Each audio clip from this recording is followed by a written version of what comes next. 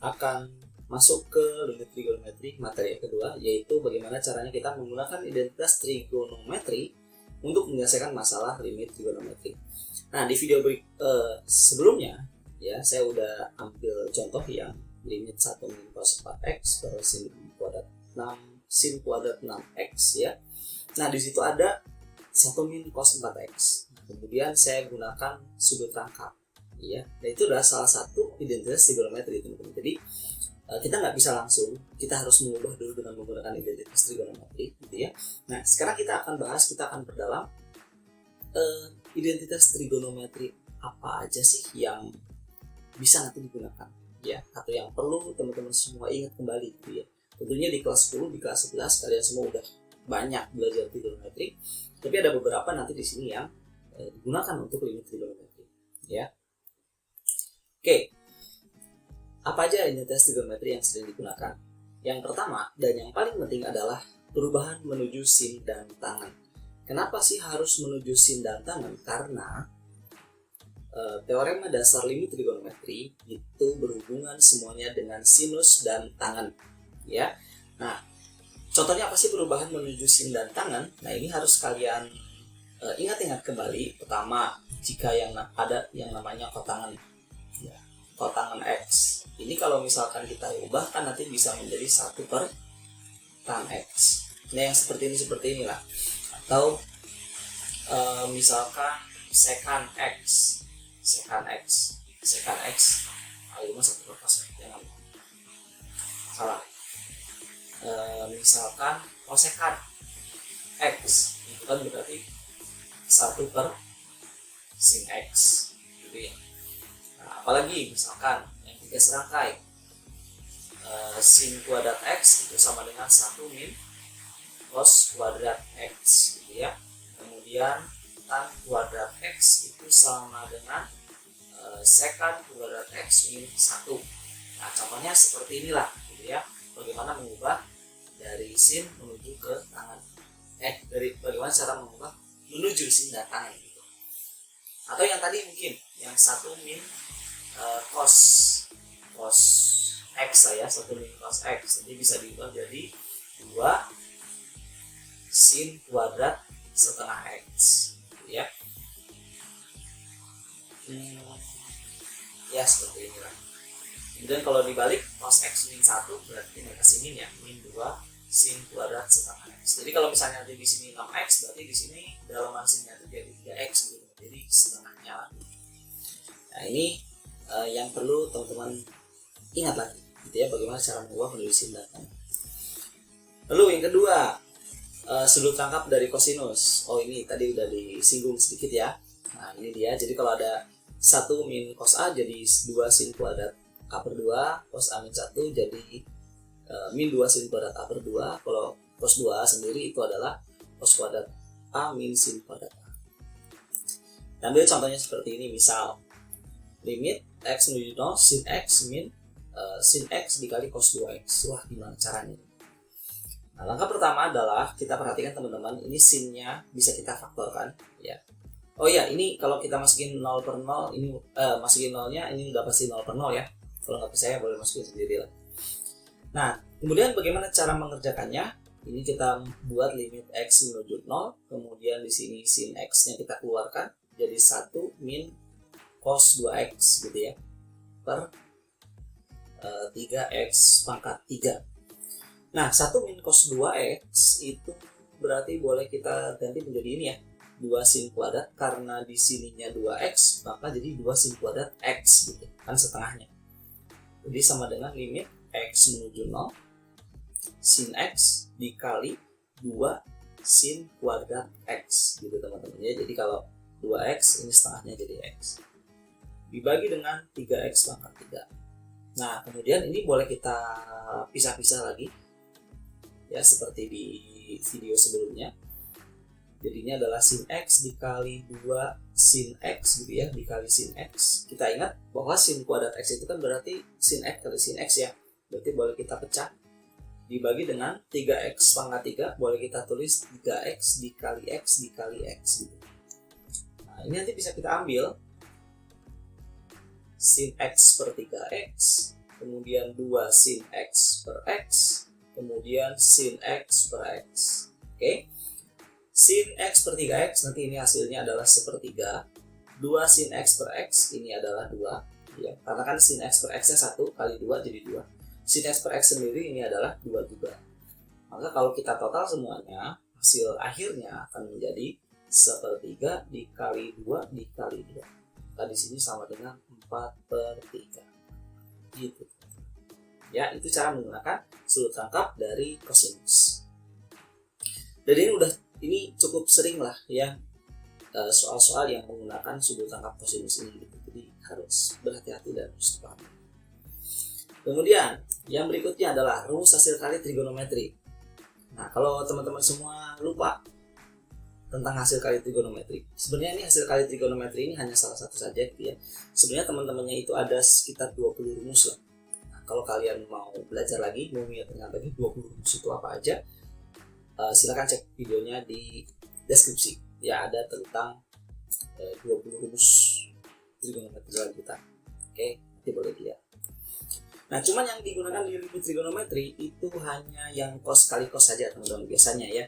Karena kalau yang sin kali sin, sin kali sin kan udah sin bentuknya ya. Sin kali cos, nanti sinnya bisa main sendiri. Ya, cos kali cos, nah ini kan yang nggak bisa main gitu. Makanya kita akan ubah bentuknya menjadi seperti ini. Setengah dikali cos A plus B ditambah cos A min. Oke, kita ambil contohnya misalkan saya punya soal limit X menjual 1 min cos 2X dikali cos 4X. Oke. Nah, caranya adalah kita akan ubah dulu cos 2X dikali cos 4X menggunakan rumus hasil kali ini. Jadi nanti hasilnya limit X menuju 0 1 dikurang setengah dikali cos berapa nih? A tambah B berarti 2X tambah 4X berarti 6X gitu ya, ditambah cos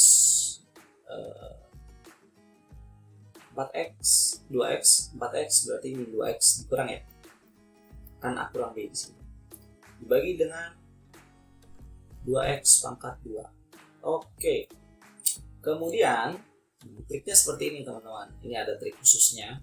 Satunya kita ubah jadi setengah dikurang setengah ya, kurang setengah, kemudian ini setengahnya kita masukin, setengah tambah setengah, ini min setengahnya kita masukin, jadi min setengah kali cos 6X dikurang setengah kali cos min 2X ya, nanti dibagi dengan 2X kuadrat. Oke, kemudian setengahnya ini,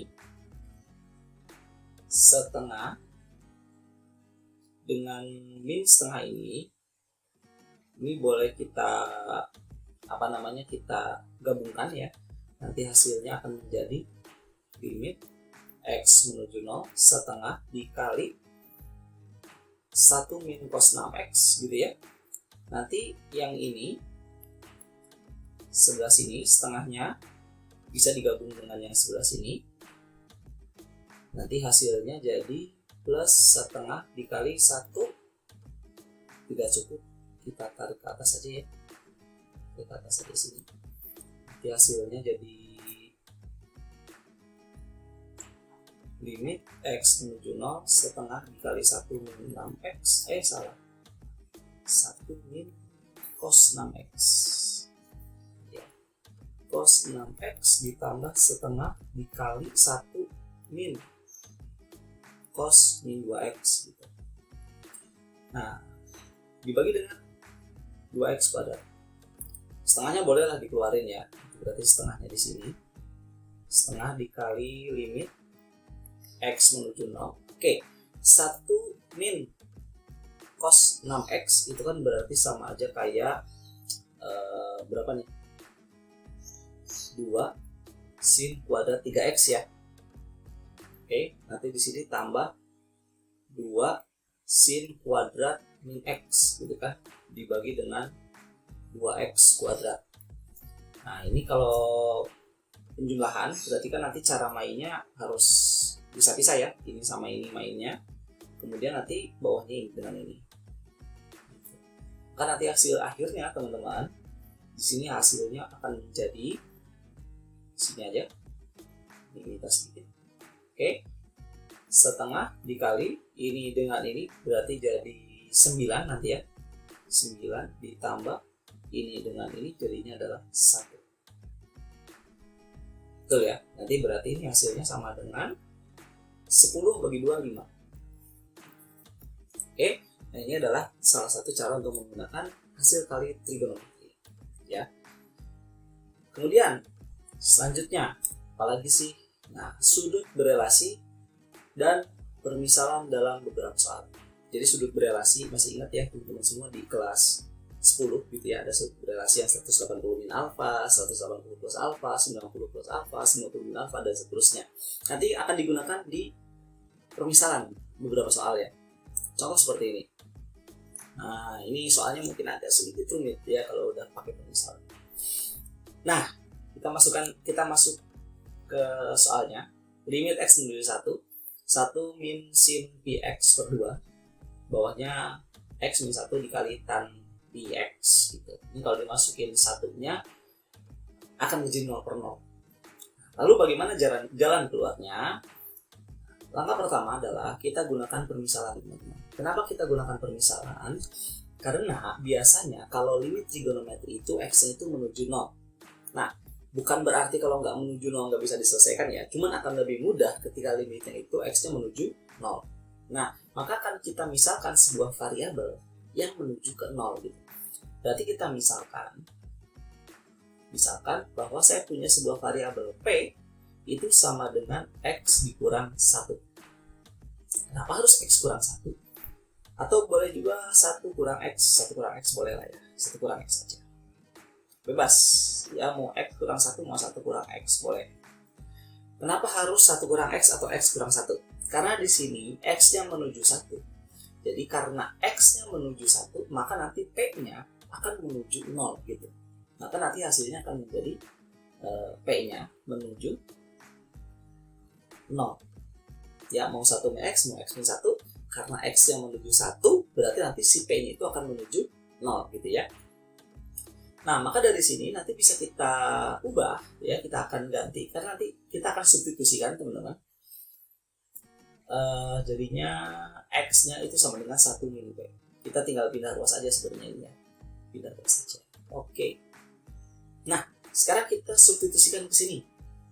Berarti nanti di sini kita punya limitnya p-nya menuju 0, 1 dikurang sin pi per 2 kali x, x-nya itu adalah 1 min p gitu ya, dibagi dengan x min 1. X min 1 itu, ini kan p-nya 1 min x, berarti kalau x min 1 jadi min p lah ya, dikalikan dengan tan pi x, berarti tan pi kali x, pi, ya benar, kali x, x-nya itu adalah 1 min p. Nah, seperti ini teman-teman. Jadi kita substitusikan p-nya ke dalam x. Dan perlu diingat teman-teman, ketika teman-teman semua menggunakan permisalan atau metode substitusi seperti ini, kita perhatikan di sini, jika di sini udah p menuju 0 gitu ya, variabelnya sudah berganti menjadi p, maka di dalam fungsinya ini tidak boleh ada lagi variabel x. Artinya semua variabel x harus kita ganti juga dengan p. Jadi jangan limitnya p menuju 0, tapi di sebelahnya masih ada variabel bentuknya x gitu, nanti nggak akan relevan di situ, bakal bikin bingung juga gitu. Nah, sekarang gimana cara menyelesaikannya? Kita lihat, kita rapikan ya. Limit p menuju 0, 1 min sin pi per 2 min p pi per 2 gitu ya, dibagi dengan min p dikali tan pi min p pi. Oke. Lalu cara menyelesaikannya gini. Kita akan gunakan sudut berelasi. Yang ini